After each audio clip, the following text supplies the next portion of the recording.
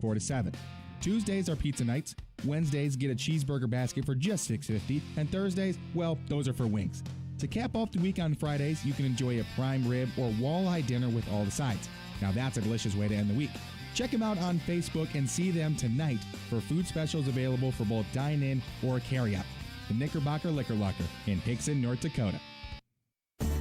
Diener's Diner. Homestyle cooking just the way you like it. With 77 entrees under $10. And Diener's loyal customers have voted them in the top 2 for Best West Fargo Restaurant and Best Breakfast. When you need a hot, delicious meal just like Mom used to make it Diener's Diner. Open for dine-in Monday and Tuesday 7 to 4, Wednesday through Friday 7 a.m. to 8 p.m., and Saturdays 7 to 1. Diener's Diner, 405 West Main, West Fargo. KFGO features comprehensive news, sports, and information at KFGO.com. With local, regional, and national news stories, KFGO.com always has you covered. Subscribe for our daily email or text message alert at KFGO.com/news. News at KFGO.com is brought to you by Corwin Toyota of Fargo. Corwin, family driven for 100 years. The Drive with Dan Michaels on 94.1 FM and the Triple Towers of Power, the mighty 790 KFGO. Well, I might catch up on movies. I hear Netflix has a lot. I might sit here just drinking beer, or maybe I'll smoke pot. I might catch up on Facebook Lives from Brad, Keith, and Winona. I ain't too keen on this quarantine, but I ain't gonna catch corona. No, I won't catch corona, oh, 'cause I know where it's for. This invisible enemy ain't even letting me walk out my front door. Yeah, we're all in this together, from Nashville to North Dakota. So stay your ass at home and play around on your phone, and that way we won't catch corona. If you just stay your ass at home and play around on your phone, then we won't catch corona. The mighty 790 KFGO. That is the pride of Kindred, North Dakota. Blind Joe Bommersbach. I won't catch corona. It's his corona parody song that he's got right now. And hey, Blind Joe joins us on the line. Joe, how are you? Welcome to KFGO. Dan, I'm doing as good as I can in these crazy times, brother, and I hope you are as well, man. It's an absolute honor to talk to you. You're a legend in my broken eyes, my friend. Yeah, it's the other way around, Joe. Thanks very much. That's very kind of you. Absolutely, man. So, are we talking to you in Grand Rapids, Minnesota? Are you in Nashville? Where are you today? I am in Nashville right now. Yeah, we actually moved out here the end of last year, and as soon as I got here, I ended up picking up a gig at Tootsie's Orchid Lounge, and they actually run a circuit of bars down here. So I played that whole circuit, and then a few other bars, and been doing it for a little over a year now. It's hard to believe, man. Time just flies lately. Even with everything going on, it's really seems the older I get, the faster it goes. Yeah, and you tell you what, when you get as old as me, Joe, it just seems to go like downhill. You can't stop it. So, are you playing right now, even during COVID-19 with restrictions? Are you still playing live? You know, I was, and things were going well, but as of now, they're tightening everything up, and the honky tonks are pulling shifts and eliminating shifts that aren't bringing in people because the Rona. I mean, it's tough. It's tough for service workers in general. Bartenders and restaurant owners, and it's been rough. But I have a wonderful fan base, some great friends, and I've been able to do some Facebook Lives. I do a show called Lockdown Live every Wednesday and Saturday at 7 o'clock on my Facebook page.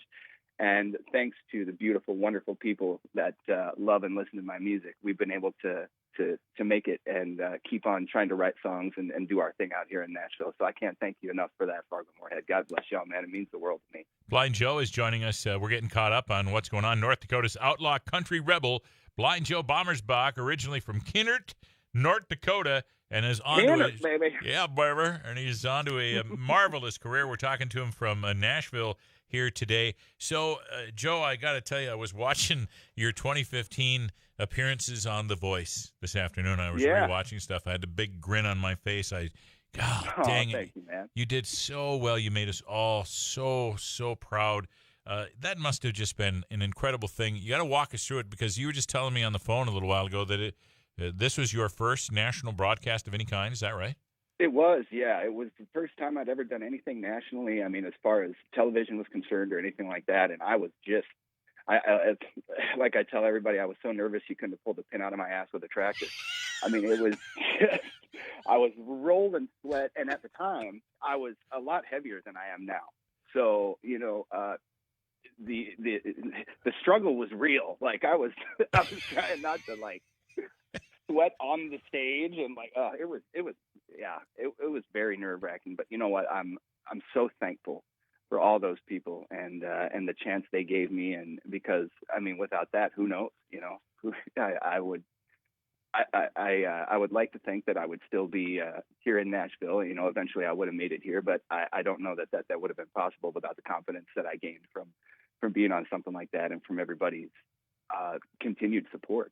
I got to tell you, Joe, watching the videos again today and remembering it from 2015, you look like the coolest cucumber in the room. You didn't look nervous at all. You played so well. You sang so well. To have all four of those chairs on The Voice turn around for you, I mean, your family was almost in tears while this was going on. Yeah. It must have been a great feeling. It was very liberating, especially after really grinding like I had been for so long in North Dakota and Minnesota and around the area. I was doing like Montana and stuff like that too, and occasionally we'd go down to Wyoming, but it was never anything like on a national thing where because nobody knew who I was, I couldn't just call some random place and be like, hey, I'm going to come play your bar, because they're like, who the hell are you, man? No, you're not. But so it really just opened the door for everything for me. And I kind of lost my train of thought there. Sorry. Well, that's okay. I mean, I can kind of hear you going back in time there in my head, where you're thinking about what it was like.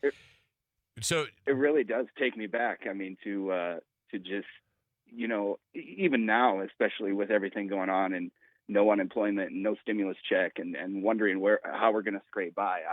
I think back to those days and I go, wow, I have so much to be thankful for.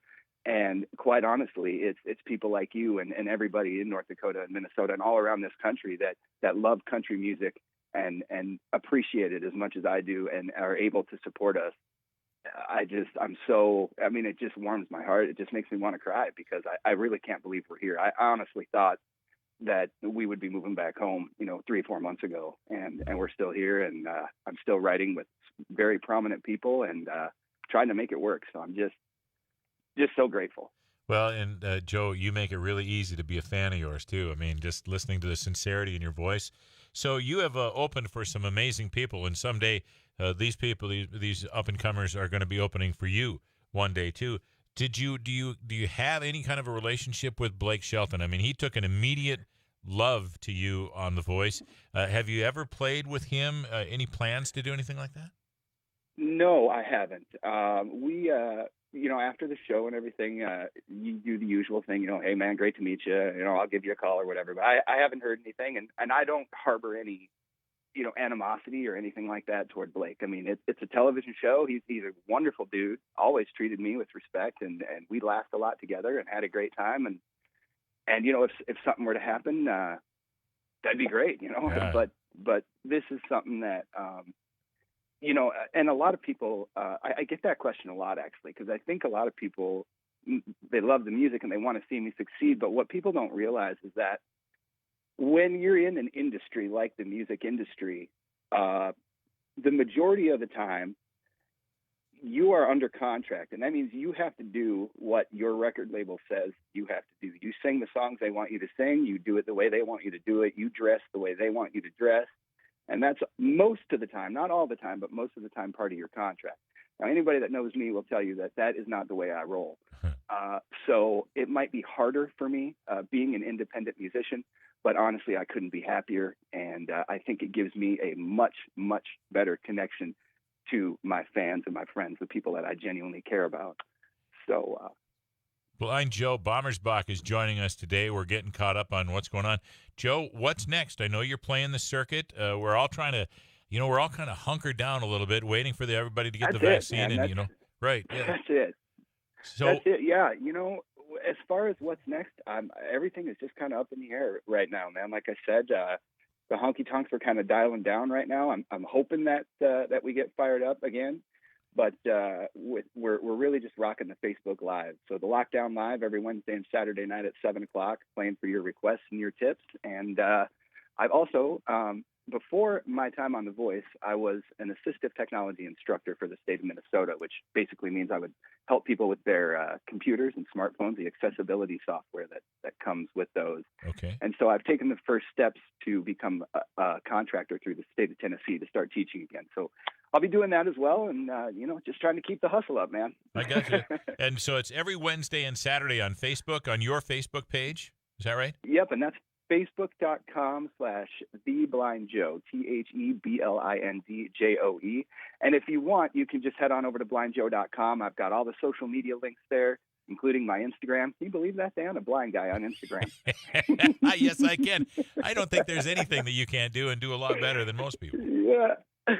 Oh, I appreciate that, man.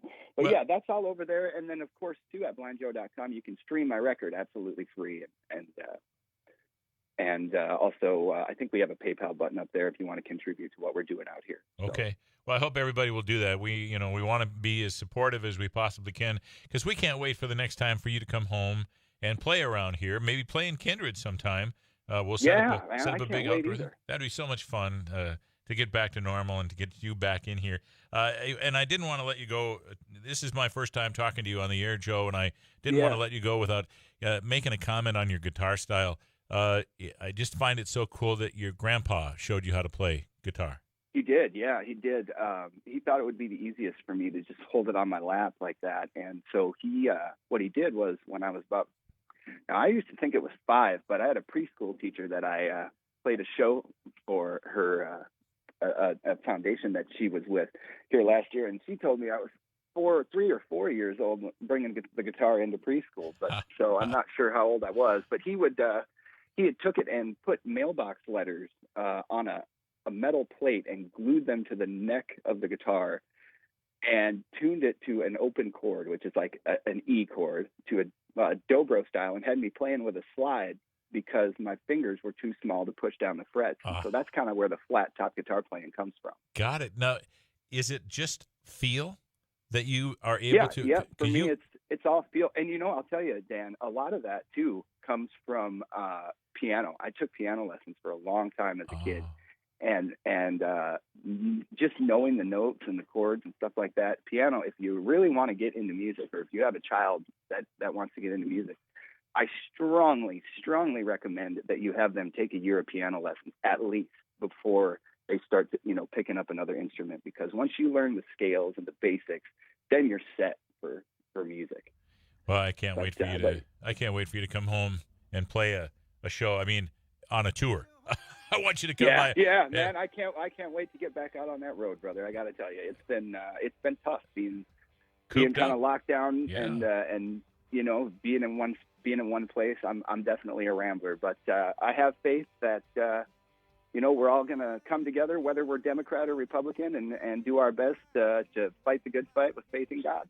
There you go. Blind Joe Bommersbach joining us today, the pride of Kinnert, North Dakota. We're so glad things are going well. Joe, please, let's just stay in touch. I want to have you on again and again. And when you're in town next time, can't wait to come out and watch you play. And hey, Dan, my best to you, and thank you so much for having me. My best to you and everybody at KFGO. I heard a couple days ago about Bob Harris, and Bob was such a wonderful man and just was so good to me and treated me with the utmost respect and love. And I just love the hell out of that guy. So may he rest in peace. God bless him and his family. Very well said. Thanks so very much, Joe. We appreciate it. Hope you have a lovely evening. Take care. You as well, man. God bless. See ya. Yep. Take care. 4:54 at the